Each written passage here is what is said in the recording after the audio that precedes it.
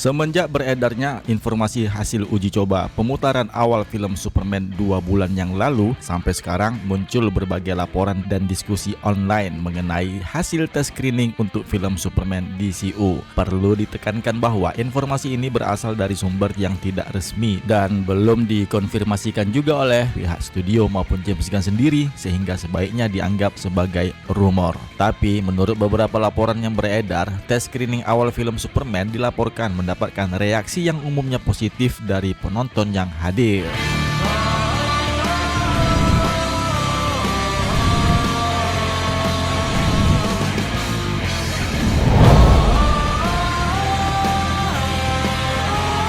Beberapa penonton dilaporkan memuji nuansa film yang segar dan berbeda dibandingkan dengan adaptasi film Superman yang sebelumnya.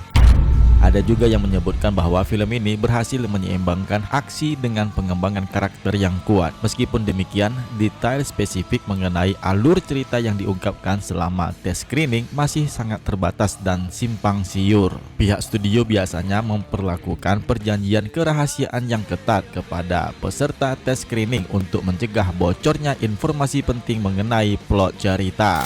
Beberapa rumor yang beredar di forum online dan media sosial mengklaim adanya beberapa elemen cerita tertentu, namun tidak ada alur cerita yang konkret yang secara resmi diungkapkan atau dikonfirmasi ke publik. Klaim-klaim tersebut masih bersifat spekulatif dan bisa jadi tidak akurat atau bahkan salah. James Gunn sendiri dikenal aktif berinteraksi dengan penggemar di media sosial, namun dia belum memberikan komentar resmi mengenai hasil tes screening maupun detail alur cerita. Oleh karena itu, untuk saat ini penggemar diimbau untuk bersabar dan menunggu informasi resmi dari Warner Bros atau James Gunn terkait film Superman. Film Superman yang disutradari oleh James Gunn ini telah mengadakan beberapa tes screening dan berbagai laporan serta rumor mengenai hasilnya telah muncul. Nah, dari laporan yang didapatkan dapat dirangkumkan dalam hasil tes screening film Superman. Laporan terbaru mengindikasikan bahwa reaksi terhadap tes screening awal cukup beragam. Akibatnya, film tersebut kabarnya telah mengalami beberapa perubahan signifikan. Salah satu perubahan yang paling banyak dilaporkan adalah pengurangan elemen humor. Versi awal di film tersebut lebih kental dengan aroma komedi, namun setelah di-screeningkan, beberapa adegan komedi dipotong atau dikurangi intensitasnya untuk menyesuaikan nada di dalam film.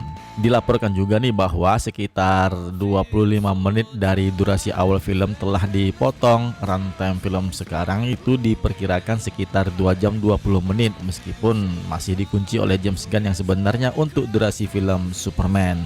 Ada laporan mengenai pergantian editor di tengah proses produksi yang mengarah pada pengerjaan ulang struktur film dan bagaimana cerita disajikan. Beberapa adegan kunci mungkin telah diatur ulang dan adegan-adegan kecil ditambahkan melalui syuting ulang minor. Komponen musik yang ada di film Superman ini juga dilaporkan mengalami perubahan atau penambahan. Meskipun ada laporan mengenai koreksi arah ini, sumber-sumber mengindikasikan bahwa ada kepercayaan diri yang lebih besar terhadap produk akhir setelah penyesuaian dilakukan. Tes screening dilanjutkan dijadwalkan untuk mengevaluasi perubahan ini. Beberapa reaksi awal membandingkan film ini dengan cara James Gunn menyeimbangkan humor dan drama dalam film The Suicide Squad yang memiliki momen-momen lucu namun juga tahu kapan harus untuk adegan seriusnya. Sedangkan untuk alur cerita yang diungkapkan berdasarkan laporan dan rumor yang beredar, tapi perlu ditekankan bahwa detail alur cerita yang beredar masih bersifat rumor dan bocoran, bukan informasi yang resmi untuk diterima. Namun beberapa elemen yang sering muncul adalah Superman yang sudah mapan. Ya, film ini tidak akan menjadi origin story. Superman sudah aktif sebagai pahlawan, setidaknya dia sudah setahun atau 2 tahun juga lah dari masa-masa awalnya berkarir sebagai Superman, dan Lois Lane bersama Clark Kent sudah saling mengenal dan mereka bahkan sudah berpacaran.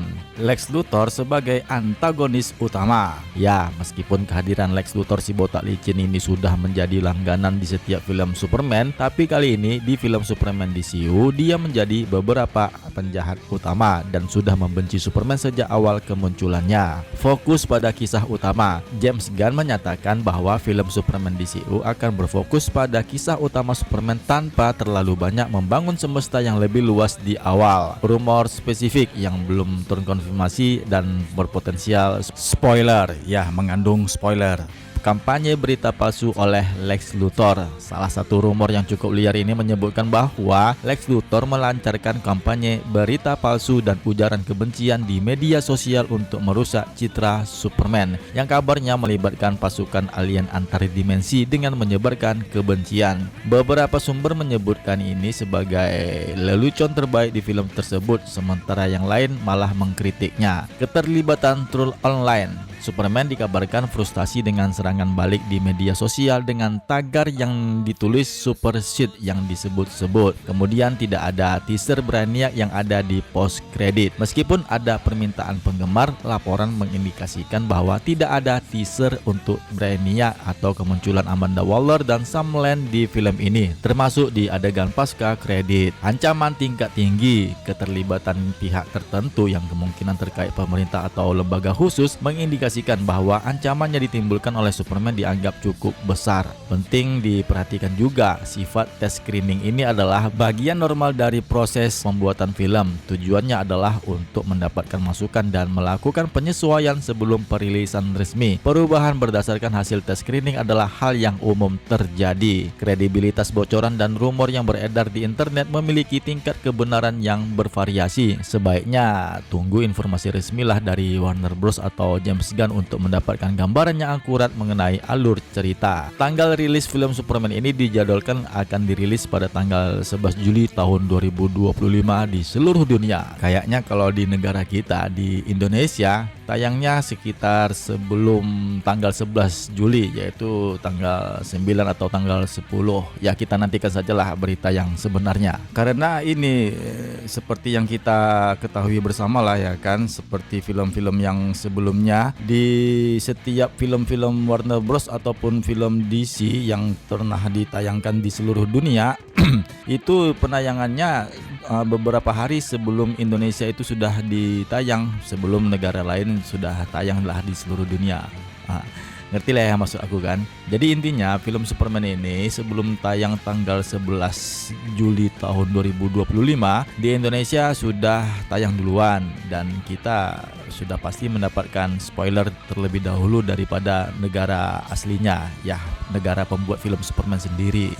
Namun apapun itu, kesimpulan dari video ini menjelaskan bahwasannya tes screening film Superman telah menghasilkan beberapa penyesuaian pada film, terutama terkait pengurangan humor dan pemadatan durasi. Meskipun beberapa detail alur cerita telah bocor dalam bentuk rumor seperti masalah politik dan isu internasional terkait sosok kepahlawanan Superman, apakah merupakan simbol harapan ataukah ancaman dunia, dibumbui juga nih dengan munculnya para pahlawan super yang lainnya, di mana dunia pada saat itu sudah mengenal pahlawan.